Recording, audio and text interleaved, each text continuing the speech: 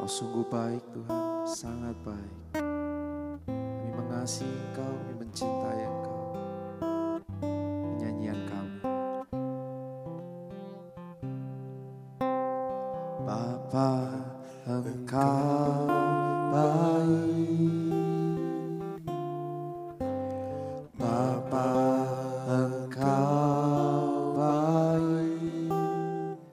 Kau selalu baik kepadaku. Bapa, ku cinta Kau. Sekali lagi katakan, Bapa, Engkau baik. Bapa, Engkau baik. Yes Lord. Bapa, Engkau baik. Kau selalu baik kepadaku. Bapa, ku cinta Kau, memujimu. Aku memujimu. Aku menyembahmu. Ku nyanyi haleluya.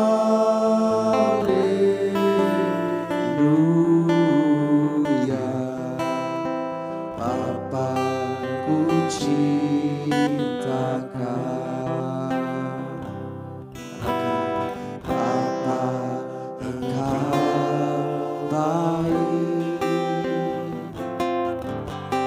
Bapa, Engkau baik. Kau selalu baik kepadaku.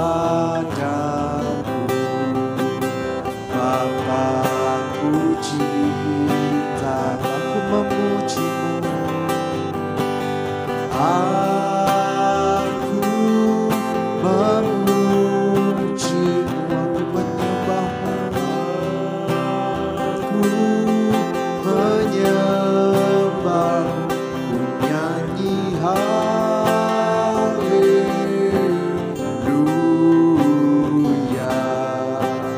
Bapa, ku cinta, katakan aku memujimu.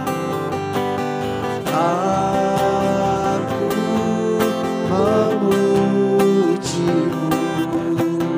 Aku menyembahmu. Nyanyi haleluya.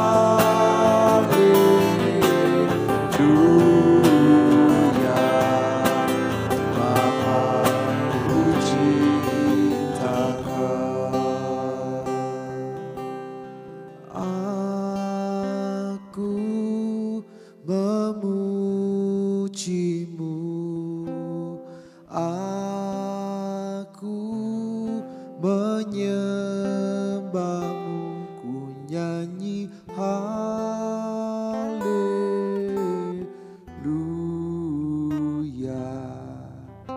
Bapa, ku cinta Kau.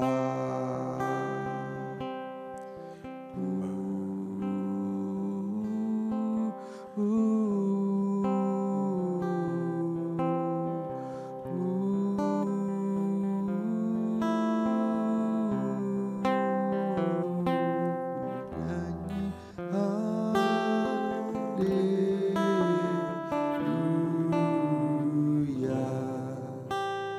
Bapa, ku cinta Kau. Kami mengasihi Engkau Tuhan. Kami mencintai Engkau dengan segenap hati kami. Kami gak mau sekedar bernyanyi, kami mau sekedar melantunkan lagu-lagu, tapi kami ingin menyatakan rasa cinta kami, rasa rindu kami bagimu.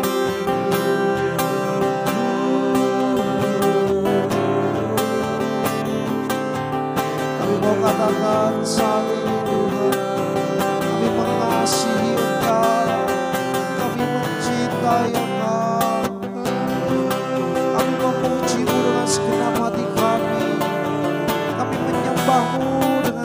jiwa dan raga kami.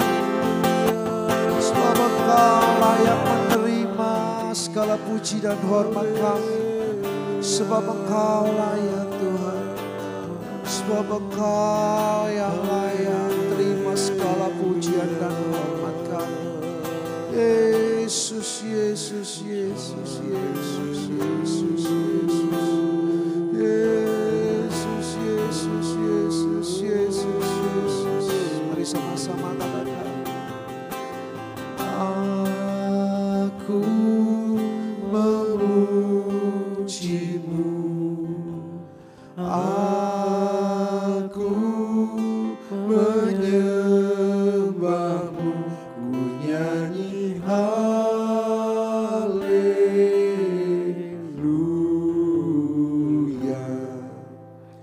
Bapa, ku cinta Kau, ku memujimu. Aku memujimu, aku menyembahmu, ku nyanyi haleluya.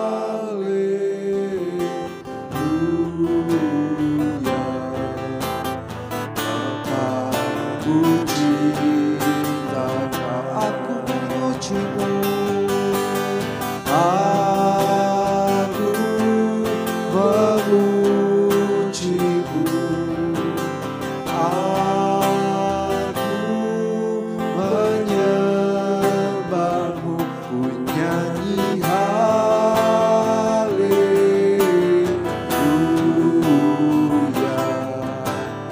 Bapa, ku cinta Kau.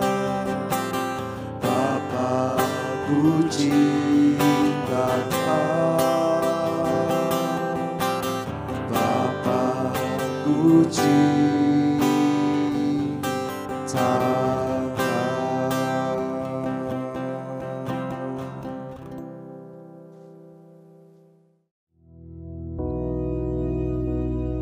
Bapa kami yang di surga, dikuduskanlah namamu, datanglah kerajaanmu, jadilah kehendak-Mu di bumi seperti di surga. Berikanlah kami pada hari ini makanan kami yang secukupnya, dan ampunilah kami akan kesalahan kami, seperti kami juga mengampuni orang yang bersalah kepada kami. Dan janganlah membawa kami ke dalam pencobaan, tetapi lepaskanlah kami daripada yang jahat. Karena Engkaulah yang empunya kerajaan dan kuasa dan kemuliaan sampai selama-lamanya. Amin.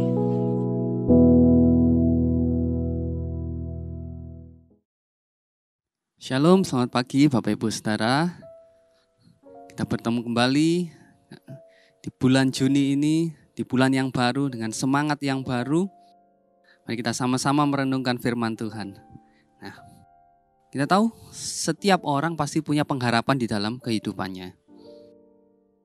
Setiap orang pasti ingin menjadi orang yang sukses, orang yang lebih berhasil, menjadi orang yang lebih bermanfaat bagi lingkungannya. Nah, orang tidak akan mudah dihancurkan kalau dia memiliki pengharapan. Kita tahu kalau kita mempunyai pengharapan dalam kita menghadapi berbagai macam rintangan dalam kehidupan kita, maka kita pasti nggak akan mudah untuk dikalahkan oleh permasalahan-permasalahan tersebut. Ada banyak sekali kisah kesuksesan yang kita dengar. Bahkan mungkin ada banyak kisah sukses yang mungkin kita alami, atau mungkin yang orang terdekat kita alami. Dan bisa kita simpulkan kalau kisah kesuksesan itu pasti dimulai dengan adanya ketekunan. Di dalam setiap kisah kesuksesan pasti ada namanya ketekunan. Terkadang beberapa orang mungkin bisa saja kagum atau respect dengan kesuksesan tersebut. Dan mungkin ada juga orang-orang lain yang iri hati atau ya dia tuh hanya melihat orang yang sukses itu dari luarnya saja. Mereka tidak memahami bahwa di setiap kisah kesuksesan pasti ada kerja keras yang dilakukan oleh orang tersebut. Nah, ada banyak orang yang ingin sukses atau hidup mapan dengan cara yang instan, karena kita hidup di dunia yang serba instan. Jadi mereka akan melakukan segala cara, mencari cara yang tercepat agar bisa mencapai kesuksesan. Nah, padahal di setiap kisah kesuksesan pasti ada proses. Dan proses itu yang dilandasi dengan adanya ketekunan. Dalam setiap proses untuk mencapai kesuksesan pasti ada namanya ketekunan.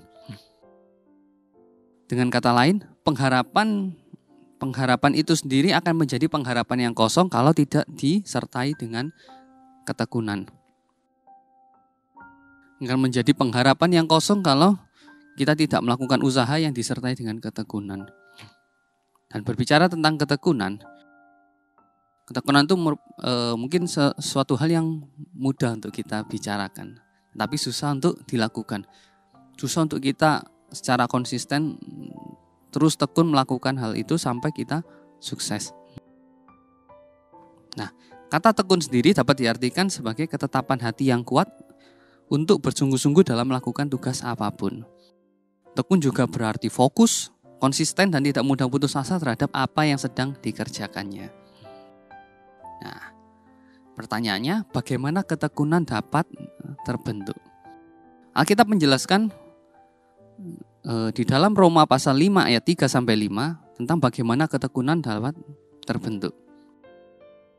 Nah, di dalam Roma pasal 5 ayat 3-5 dikatakan, dan bukan hanya itu saja, kita malah bermegah juga dalam kesengsaraan kita.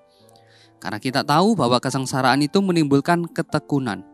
Ayat 4, dan ketekunan menimbulkan tahan uji, dan tahan uji menimbulkan pengharapan. Ayat yang kelima, dan pengharapan tidak mengecewakan, karena kasih Allah telah dicurahkan di dalam hati kita oleh Roh Kudus yang telah dikaruniakan kepada kita. Di dalam Roma 5 ayat 3-5 ini Paulus menjelaskan bahwa ketekunan itu timbul dari kesengsaraan. Mungkin kita bertanya,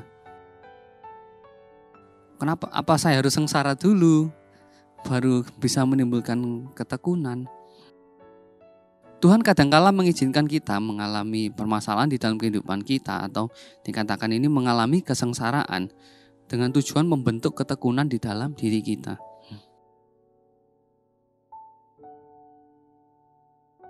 Saat kesengsaraan itu datang, saat Tuhan mengizinkan kesengsaraan itu ada di dalam diri kita, apakah kita tetap tekun mencari Tuhan? Apakah kita tetap tekun mencari Tuhan sumber pengharapan kita? Mungkin kesengsaraan itu terjadi misalnya sampai kita berada di suatu titik sampai kita merasa kita nggak ada jalan keluar lagi. Kita nggak, dengan usaha kita nggak bisa menemukan jalan keluar lain. Mungkin Tuhan mengizinkan kita seperti dihadapkan pada tembok di mana sepertinya tidak ada jalan keluar lagi. Dan di situ Tuhan menginginkan kita untuk tekun mencari Dia. Tuhan menginginkan kita untuk tekun dalam pengharapan kita. Untuk kita hanya mengandalkan Tuhan. Itulah yang dikatakan Paulus bahwa kesengsaraan itu akan menimbulkan ketekunan. Kalau dalam kesengsaraan kita terus mencari Tuhan, maka kita akan terbiasa untuk tekun mencari pengharapan kita di dalam Tuhan. Dan dilanjutkan nanti, ketekunan menimbulkan tahan uji, dan tahan uji menimbulkan pengharapan yang tidak mengecewakan. Karena kita berharap kepada Allah semesta alam. Dan Roma 8 ayat 28 mengatakan, kita tahu sekarang bahwa Allah turut bekerja dalam segala sesuatu untuk mendatangkan kebaikan bagi mereka yang mencari Dia, yaitu bagi mereka yang terpanggil sesuai dengan rencana Allah. Sehingga ujian-ujian yang terjadi ini itu Tuhan izinkan merupakan bagian dari rencana Tuhan untuk bisa membuat kita memiliki ketekunan. Tuhan dapat mengubah kesengsaraan kita menjadi untuk mendewasakan kita sehingga kita menjadi lebih tekun dalam mencari Tuhan. Jadi bukan Tuhan yang mendatangkan kesengsaraan, tapi Tuhan bisa mengubah kesengsaraan itu sehingga kita bisa lebih tekun dalam mencari Tuhan.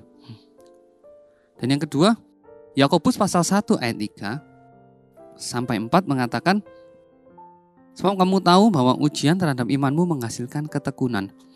Dan biarlah ketekunanmu itu memperoleh buah yang matang, supaya kamu menjadi sempurna dan utuh dan tidak kekurangan suatu apapun. Yang kedua, ketekunan timbul dari ujian iman. Jadi di dalam permasalahan yang kita hadapi, Tuhan ingin menguji iman kita. Apakah kita tetap berpegang kepada Tuhan? Apakah kita tetap mengandalkan Tuhan? Orang-orang Kristen dengan iman yang sejati tidak akan menghadapi cobaan dengan bersungut-sungut.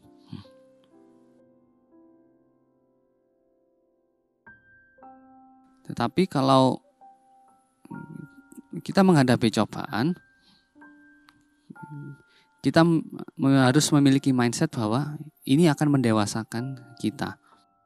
Ini akan menumbuhkan iman kita, mempererat hubungan kita dengan Tuhan.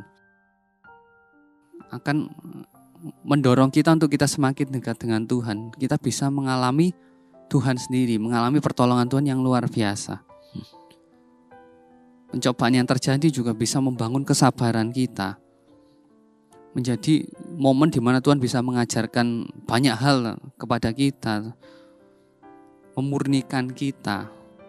Nah, jadi melalui ujian iman, Tuhan juga ingin kita juga menghasilkan ketekunan. Tuhan ingin kita tekun mencari Dia melalui ujian iman. Dan tadi dikatakan di Yakobus 1 ayat 4 dikatakan, dan biarlah ketekunan itu memperoleh buah yang matang. Kita tahu bahwa ketekunan akan menghasilkan buah. Di dalam Lukas pasal 8 ayat 14 sampai 15 dikatakan, yang jatuh dalam semak duri ialah orang yang telah mendengar firman itu, dan dalam pertumbuhan selanjutnya mereka terhimpit oleh kekhawatiran dan kekayaan dan kenikmatan hidup sehingga mereka tidak menghasilkan buah yang matang. Ayat 15, yang jatuh di tanah yang baik itu ialah orang yang setelah mendengar firman itu menyimpannya dalam hati yang baik dan mengeluarkan buah dalam ketekunan. Lukas 8 ayat 14 sampai 15 ini menjelaskan tentang Tuhan yang menggambarkan orang yang mendengarkan firman. Jadi orang yang firman yang jatuh di semak duri itu mendengar firman, tetapi firman itu tidak bertumbuh, terhimpit oleh kekhawatiran dan kekayaan kenikmatan hidup sehingga mereka tidak menghasilkan buah yang matang. Tetapi yang dikatakan di ayat yang ke-15, kalau firman itu jatuh di tanah yang baik, menyimpannya dalam hati dan sehingga bisa mengeluarkan buah dalam ketekunan. Jadi tadi firman yang jatuh di semak duri itu orang yang mengalami aniaya. Dia tidak menolak Tuhan Yesus, tetapi masih mencintai dunia.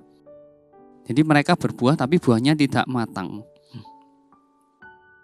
Padahal Tuhan menghendaki buah itu matang. Nah, sedangkan kelompok yang berikutnya yang di ayat 15 itu dikatakan kalau buah itu jatuh di tanah yang baik. Jadi itu orang-orang yang mendengarkan firman Tuhan, menyimpannya dengan baik sehingga dia bisa menghasilkan buah dalam ketekunannya. Mengeluarkan buah dalam ketekunan menunjukkan bahwa untuk berbuah seseorang itu harus bekerja keras. Nah, tadi kan di ayat yang ke-15, Lukas 8 ayat 15 dikatakan mengeluarkan buah dalam ketekunan. Kalimat ini menunjukkan walaupun seseorang mendengarkan firman Tuhan dengan benar, tetapi kalau ia tidak bertekun, maka ia tidak dapat berbuah. Kata ketekunan dalam teks aslinya adalah hupomone. Kata ini berarti dengan sabar bertahan. Jadi dalam hal ini kita sebagai umat Allah harus bertekun, berusaha bertahan terus-menerus dalam menghadapi tekanan. Kita tahu iblis berusaha agar orang-orang percaya itu tidak berbuah, yaitu dengan godaan-godaan kenikmatan dunia, kenikmatan kekayaan. Jadi pertanyaannya kembali ke kita, apakah kita mau untuk terus bertekun, kita memelihara firman itu yang ada di dalam diri kita, maka kita mau menyimpan firman itu di dalam diri kita dan menghasilkan buah dalam ketekunan. Tekun terus mencari Tuhan sehingga ketekunan itu bisa menghasilkan buah. Jadi apa buah dari ketekunan? Ibrani 10 ayat 36 mengatakan, sebab kamu memerlukan ketekunan supaya sesudah kamu melakukan kehendak Allah, kamu memperoleh apa yang dijanjikannya itu. Jadi buah dari ketekunan adalah kita memperoleh apa yang dijanjikan Tuhan di dalam kehidupan kita. Saat kita tekun di dalam pencobaan, di dalam ujian iman kita, saat kita tetap tekun mencari Tuhan, saat kita tetap tekun mengandalkan Tuhan, maka ketekunan itu akan berbuah dan menghasilkan buah yang matang, yaitu kita memperoleh apa yang sudah Tuhan janjikan di dalam kehidupan kita. Mari kita berdoa. Terima kasih Bapa, kami bersyukur untuk firman-Mu pada pagi hari ini yang mengingatkan kami untuk kami selalu bertekun di dalam iman kami, untuk kami memiliki ketekunan Bapa, untuk terus berjalan bersama-Mu, untuk terus mengandalkan Engkau di dalam setiap musim kehidupan kami Bapa. Makasih Bapa, kami bersyukur punya Allah yang baik yang selalu berjalan beserta kami, memberikan kekuatan pada kami untuk kami bisa terus menjalani hari-hari kami bersama-Mu Bapa. Terima kasih Bapa, terima kasih. Kami memberkati setiap orang yang mengikuti ibadah pagi pada hari ini, jadikan apapun yang mereka kerjakan semuanya berhasil untuk kemuliaan nama-Mu. Dan kesehatan yang terbaik, sukacita, damai, sejahtera bagi kami. Terima kasih Bapa, terima kasih. Kami sangat bersyukur Bapa, di dalam nama Tuhan Yesus kami telah berdoa. Amin. Selamat pagi dan Tuhan Yesus memberkati.